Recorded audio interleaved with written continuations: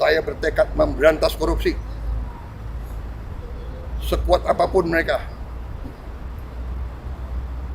Demi Allah, saya tidak akan mundur. Saudara-saudara, Indonesia kembali diguncang dengan rangkaian peristiwa besar yang menyita perhatian publik. Di saat situasi politik memanas dan rakyat turun ke jalan menyuarakan aspirasi, muncul 3 cerita yang saling terkait dan menjadi sorotan nasional. Yang pertama, datang dari Presiden terpilih Prabowo Subianto. Dalam sebuah pernyataan terbuka, Prabowo mengungkap bahwa dirinya telah menerima laporan mengenai adanya pihak-pihak yang menjadi dalang di balik kerusuhan besar yang melanda sejumlah wilayah di Indonesia pada akhir Agustus kemarin. Gelombang demonstrasi yang awalnya penuh dengan aspirasi buruh, mahasiswa, hingga driver ojol berubah menjadi ricuh di beberapa titik. Di Jakarta misalnya, ribuan massa berkumpul di depan gedung DPR RI. Mereka menolak tunjangan fantastis anggota dewan dan juga menyuarakan soal ketenaga kerjaan. Namun situasi yang semula damai tiba-tiba memanas. Sebagian massa justru bentrok dengan aparat, melakukan pembakaran, dan menimbulkan kerusakan fasilitas umum.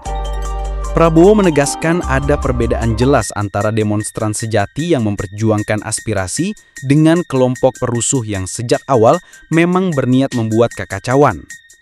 Ini bukan aspirasi rakyat, ini murni tindakan anarkis yang didalangi pihak tertentu, tegas Prabowo. Pernyataan ini sekaligus menjawab keresahan masyarakat. Siapa sebenarnya aktor yang bermain di balik layar? Meski Prabowo belum menyebutkan nama, sinyal kuat sudah ia berikan bahwa negara sedang mengawasi gerakan bayangan yang ingin memecah belah. Di sisi lain, suara kritis datang dari cucu proklamator Bung Hatta, yaitu Gustika Jusuf Hatta. Lewat pernyataannya, Gustika menyoroti isi pidato Prabowo dan menyentil bahwa tragedi kemanusiaan tidak boleh ditutupi dengan narasi besar politik.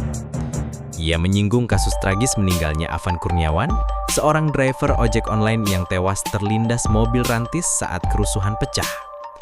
Menurut Gustika, kehilangan nyawa rakyat kecil seperti Afan adalah pukulan yang menyakitkan. Baginya, negara harus benar-benar bertanggung jawab dan tidak boleh abai. Jangan sampai kita terbiasa mengorbankan rakyat demi stabilitas kekuasaan, ujarnya tegas. Kritik ini tentu menjadi pengingat bahwa di balik hiruk-pikuk politik ada suara rakyat yang menderita dan perlu diperhatikan.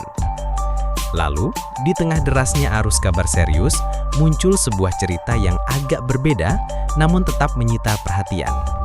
Politisi Ahmad Sahroni akhirnya bisa bernapas lega setelah jam tangan mewahnya bermerek Richard Mille senilai miliaran rupiah dikembalikan.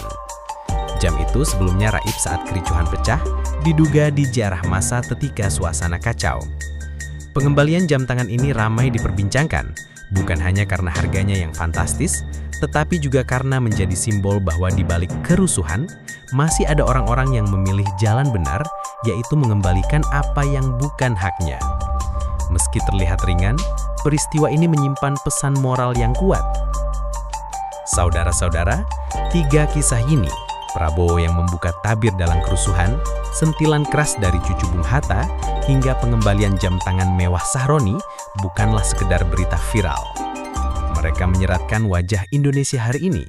Ada gejolak politik yang membara, ada kritik sosial yang menohok nurani, dan ada pula kisah unik yang mencerminkan kompleksitas masyarakat kita.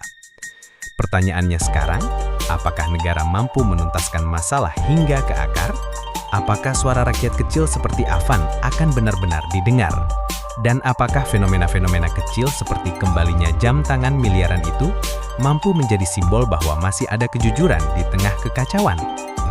Hanya waktu yang bisa menjawab. Namun, satu hal pasti, masyarakat Indonesia terus menunggu, mengamati, dan berharap agar negeri ini bisa lebih adil, aman, dan bermartabat.